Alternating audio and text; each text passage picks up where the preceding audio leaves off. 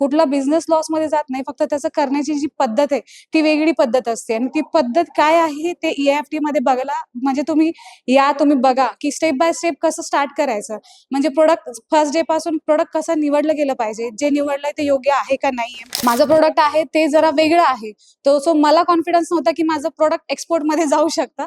तर सरांना कन्सल्ट केल्यावर कळलं की नाही, जर तुमचं प्रोडक्ट युनिक आहे तर त्याला नवीन HSN नंबर पण भेटू शकतो.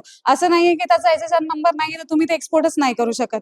सो हे नवीन पण तुम्हाला काही ना काहीतरी शिकायला भेटतं. सो तुम्ही प्लीज या, स्वतः ट्रेनिंग अटेंड करा आणि फर्स्ट एक्सपिरियन्स घ्या. म्हणजे सरांच्या सांगण्यानुसार की तुम्ही ह्यूज मध्ये जाऊ नका.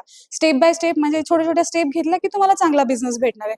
तो ती फर्स्ट स्टेप काय असायला पाहिजे ते AFT मध्ये आल्यापासून कळलं. इम्पोर्ट एक्सपोर्ट काय आहे, कोणता प्रोडक्ट घेतला पाहिजे, तो प्रोडक्ट किती युजेबल आहे, कोणत्या कोणत्या कंट्रीमध्ये तो यूज होतो, आपण जो प्रोडक्ट घेतलाय तो योग्य आहे की नाहीये, जर तो योग्य असेल तर तो कसा गेला पाहिजे, त्याचं मार्केटिंग कसं असलं पाहिजे. आपल्याला मार्केटिंग म्हणजे फक्त ऍड पाठवणं, ते ऍड कोण बघतंय, आपला कंझ्युमर बघतोय नाही बघतोय, बायर्स कसा फाईंड करायचा, त्याच्यानंतर आपले सप्लायर्स कुठं असणार, CHA जो आहे की म्हणजे आपला जो मटेरियल आहे ते मटेरियल एक्सपोर्ट करण्यासाठी काय प्रोसेस असली पाहिजे, डॉक्युमेंटेशन की नाही. आणि तो कॉन्फिडन्स आलाय की हा, माझं टार्गेट आहे की फेबमध्ये पहिल्या वीकमध्ये माझं म्हणजे कंटेनर गेला पाहिजे.